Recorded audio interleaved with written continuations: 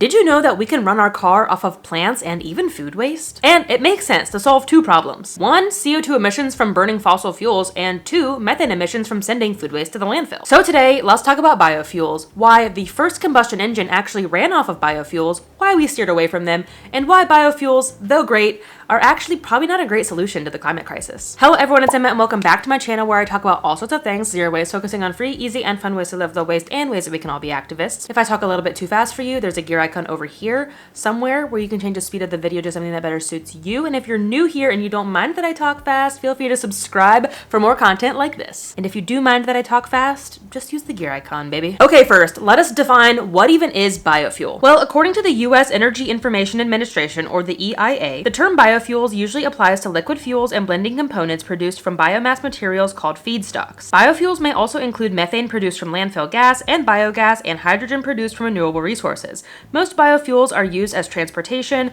but they may also be used for heating and electricity generation. Now that we've got that established, let's talk about a brief history of biofuels because I thought this was a really new technology. It's not. So pick a guess. When do you think the first biofuel was actually invented? It's probably older than that. So in the looser definition of the word, biofuels have been used for literally thousands of years because the looser definition is just any liquid bio-based fuel source. So things like oil lamps from plant oils and animal oils have been in use since about 4000 BC. Though in the more modern sense, especially when it comes to like what we're actually putting into our cars, into combustion engines, when was the first time we used something like that? Still probably older than you're thinking. 1826. So from around 1826 to 1828, we have these two chemists right here. This English guy and this French guy. And to spare my pride, I'm not gonna pronounce his name. This French guy. Sorry, French guy. But they both discovered independently how to synthesize pure ethanol chemically from ethylene. And this is thanks to hundreds and thousands of years of human history fermenting and distilling several different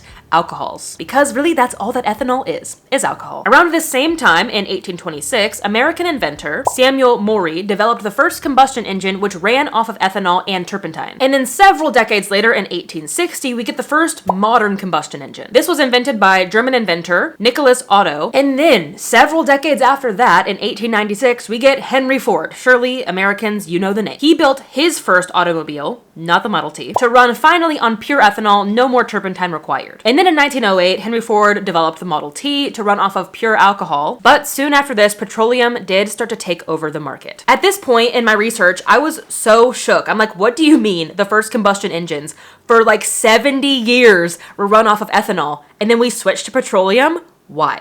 I started to get fishy. So a little sidetrack. Why in the world did we divert from biofuels if they were widely available, non-toxic, all the things like that, and switch to petroleum? Well, one reason is oil barons and oil subsidies and oil tax loopholes, but we don't get into that here. That will be in a future video. So subscribe so you don't miss my video all about oil subsidies and why that's kind of the reason for the climate crisis. Anyway, bringing it back to the discovery of petroleum. Natural oil and gas seeps have been observed all over the world, and many indigenous peoples used them as energy sources long before colonization and capitalists started drilling for oil. But according to Wikipedia, on August 27, 1859, George Bissell and Edwin L. Drake made the first successful use of a drilling rig on a well drilled especially to produce oil. This occurred in Pennsylvania. The Drake partners were encouraged by Benjamin Silliman, a chemistry professor at Yale, who tested a sample of the oil and assured them that it could be distilled into useful products such as kerosene for lamp. Interest sparked and soon spread across the continent, and by the early 20th century, oil was all the rage. For combustion engines for the first automobiles, ethanol and other biofuels were widely popular due to how accessible that form of fuel was. Every settlement at this time operated around crops and waste disposal, and biofuels were available for anybody who grew corn or, quite frankly, any plant crop. But with the quote-unquote discovery of drilling for petroleum, this soon took over for biofuels. Why? Well, fossil fuels pack significantly more energy by weight and volume than plant-based fuels. This means that a vehicle can travel much farther on a smaller, lighter tank of gasoline or diesel than it could on ethanol or vegetable oil. This is likely the main reason for the switch. Plus, with the car boom of the early 20th century, it was going to take a ton of land to make enough plant-based energy to operate all of these vehicles. Pair this with government subsidies, again talking about that in a future video,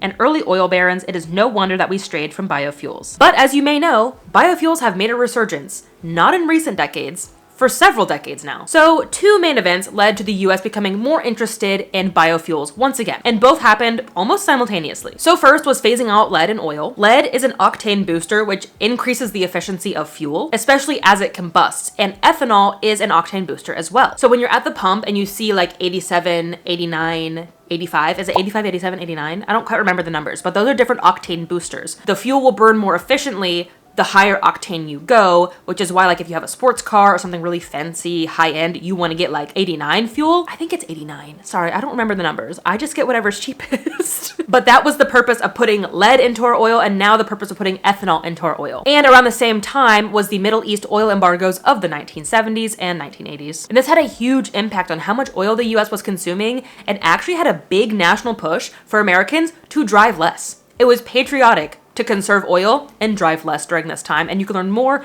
about the impact of US climate policy over the years in this video. And then in the 1980s, this brought about many tax incentives to switch to ethanol, and even the US government was doing audits of ethanol processing facilities around the country to encourage more production. In the late 80s, it was found that oxygenated fuels with ethanol helped to reduce carbon monoxide emissions and allowed the fuel to burn more completely. And as I was reading about this, I'm like, wait a minute, I learned something from chemistry.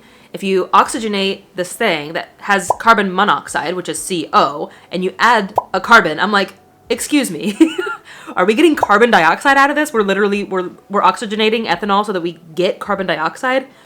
Anyway, more on the actual like emissions impact of biofuel in a bit. Also during this time, the 1970s and 1980s, farmers were encouraged to scale up. They were essentially told by the director of the USDA at the time under Richard Nixon, you need to scale up or your farm's gonna shut down. You need to industrialize or just get out of the farming business altogether. And maybe like that's a deep dive for another day, because quite frankly, that's why we have so few farmers these days, was because of what started around 40 to 50 years ago. Anyway, this was great for food production, sure, but it led to an insane surplus of corn. And the government was like, what do we do with all this corn? Which is also really weird that this was around the same time as the surplus of cheese and why Jimmy Carter created the cheese caves. That has nothing to do with the environment, but I love to talk about the cheese caves if anybody wants to hear that. Anyway, what they did with that surplus of corn was make two things: high fructose corn syrup and ethanol. Though, because till now, all of our engines were gasoline combustion engines and diesel, they were like, how do we incorporate the ethanol without having to like switch out all of the cars? They started to then make ethanol the octane booster, and eventually engines were created to handle certain percentages of ethanol in the fuel, which is where you get terms like flex fuel and E85. And finally, in the 1990s, we started to see mass-produced modern flex fuel cars, the very first being the 1996 Ford Taurus. But at this time, only 169 gas stations across the US were selling E85, so most flex fuel vehicles were still operating on gasoline anyway. And then in some more recent good news, I guess, in 2024, the first facility to start producing ethanol jet fuel was opened in Georgia. So in the year of 2026, how is biofuel made today? According to Wikipedia, ethanol is naturally produced by the fermentation process of sugars by yeast or via petrochemical processes such as ethylene hydration. Ethanol occurs naturally as a byproduct of yeast metabolism. Sourdough makers, whenever you let your starter go a little bit long and you get that layer of liquid on top, that's ethanol. And according to the US Department of Energy, biofuels can be made from corn grain, as it primarily is in the United States, sugarcane, as it primarily is in Brazil, or from cellulosic feedstocks, such as wood chips or crop residues, aka biomass waste. And there's also biodiesel. According to the University of Michigan, biodiesel accounted for 9% of US biofuel production in 2022, and it can be made from animal fats, grease, vegetable oils, and algae. I think biodiesel is really cool because you can literally take like waste grease from like McDonald's fryers and turn it into fuels for diesel engines. I think that's the coolest form of biofuel, in my opinion, because it doesn't require that we grow like brand new crops to create it. Speaking of, let's finally get into the environmental impact of biofuels, because it's not great. As with any nuanced climate solution, I'm not here to say that biofuels are bad. I'm just here to say that I don't think biofuels are the savior of the planet, and we shouldn't rely on this solution on its own. But there is still some good news around biofuels. According to the Iowa Renewable Fuels Association, using ethanol helps reduce carbon dioxide emissions by 30 to 50%.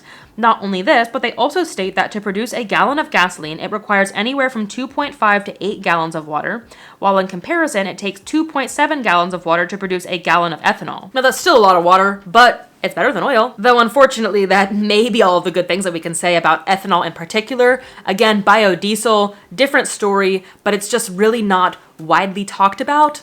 and widely used in the United States, so that's why I'm focusing on ethanol. According to the University of Michigan, increased U.S. biofuel production may increase global greenhouse gas emissions due to higher crop prices motivating farmers elsewhere to convert non-cropland to cropland, aka encouraging deforestation. Because, say a farmer has an acre of trees that's just sitting there, that's not making them any money. But if they took down those trees and planted an acre of corn, now they're making money. And this is no fault of the farmers. I'm never blaming the individuals. I'm sure most of you understand that by now. You've been on my channel for a while. But anyway, let's keep moving. So currently, arable land used for biofuels is around 2.5%, but it is estimated to rise globally to about 6% in 2050. And so this line of thinking of like, we need to save biodiversity, we need to save the plants and the animals and the bugs and the trees and ourselves. Let's rip out all of the trees and destroy biodiversity to plant corn, a monocrop that we need to fertilize for biofuel.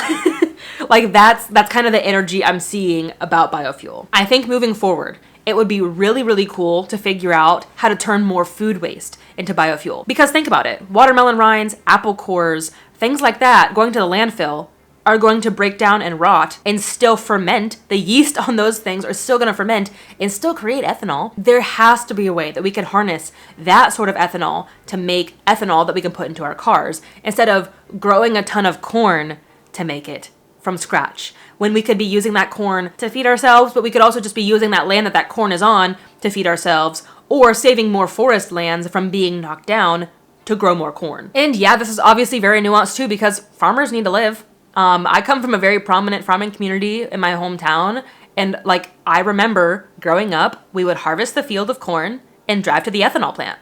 There was a brand new ethanol plant that got put up during my childhood, and that was how my family made their money, was through ethanol production. But I'm just saying that I don't think we need to do this more. So, in conclusion, is ethanol the future of transportation? Should we be planting more corn to make more ethanol and make our engines more compatible with ethanol fuels? I mean, to some extent, maybe, especially with this like ongoing global oil crisis. Like, it's not looking good for gasoline vehicles because of like how, quite frankly, effed up the oil supply chains are in the world right now. But also, like, climate-wise, we can't keep burning fossil fuels. And even many experts, like those at the University of Michigan, all of my sources are in the blog post below, they don't agree that there is going to be a significant change for climate change if we swapped all of our fossil fuels for ethanol. I think for the time being, adding ethanol to our current fossil fuels is a great baby step as we move towards green energy, but it shouldn't be the solution that we look forward to. We need companies and governments to incentivize green energy and EVs. More nuance about EVs in this video. So while we're waiting on that, I think ethanol is a good baby step to help us reduce some emissions. Because I do truly believe that every single gram of CO2 that we prevent from entering our atmosphere matters, and same with methane. But I don't believe that producing more ethanol is a good thing, especially if it comes at the risk of harming biodiversity, leading to deforestation and things like that. Not only that, but like the huge impacts of mass agriculture in the United States, fertilizers that are made from petrochemicals and leading into runoffs into our rivers and our lakes and our oceans. It's all bad. Like these estimates are saying, increasing almost 3 times the amount of land used for biofuels, of which is already a huge amount. That's just not going to be good for biodiversity and ecology. Once again, the experts at the University of Michigan can agree on one thing, and that is that the reduction of use of fossil fuels is the best thing that we can do. Of course, as individuals, but also as companies, corporations, and governments. I'm going to say it because it does absolutely matter. Please walk, please bike as much as you can. Please, if you can, like telework, work from home, take online school classes, do online appointments so that you don't have to drive in the first place. If you must drive, try carpooling, maximize the amount of people in your vehicle, take public transportation if you have it. And now I know also all of those things are really hard to do in the United States and Canada, along with other big countries, but also like if big being land mass, countries like China can get high-speed rail connecting their whole country, we can do it too. And if you're like, why have we not been able to do that thus far? I already have a video all about that and how big oil and also big tire, like Michelin tire, kind of sabotaged all of our public transportation in the 1900s. You can check that out here. So keep advocating for public transportation, you know, go to your city meetings, go to your town hall meetings and advocate for better sidewalks, more bike lanes, more public transportation in your area. Vote for it at the state level if you can, vote for it at the national level if you can, vote for politicians who make this a prominent point of their campaign. And there are still many ways that you can boycott and give up supporting big oil without having to give up your car, and I talk more about that in this video. So what do you think about biofuels? I would love to chat more about it down below. And this ended up being a really fun video to research. I put it off for so long because I'm like, ugh, this is gonna be so boring. And then for hours, I'm like, oh, but what about this? But what about this? But what about this? I was going down so many rabbit holes and I learned so much, and it was fun to like tie in what I've learned recently in school with chemistry. So I quite enjoyed this, and hopefully you did too. And I didn't make it too boring or nerdy. That's always my fear. These topics are not sexy, I know, but they are important. So thank you so much for watching.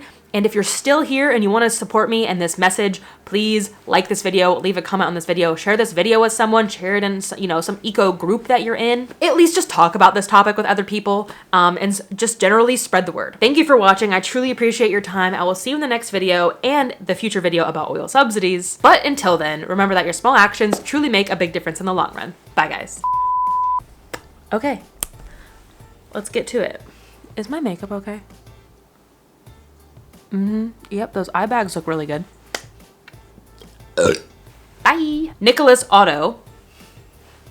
Is that where we get automobile? Let me look. Cause that would be so funny and so silly goofy, and I would love that. Auto probably just means like self. Yeah, it just means self-moving. Well, this man sure went into the right industry with the name Auto. George Bissell, like of the vacuum cleaner? I'm making so many name connections today. So vacuum cleaner history. Also, yes, this is in plastic today. Nope, different Bissell. Yeast metabolism in environments like overripe fruit. There are, what was I gonna say? I don't know.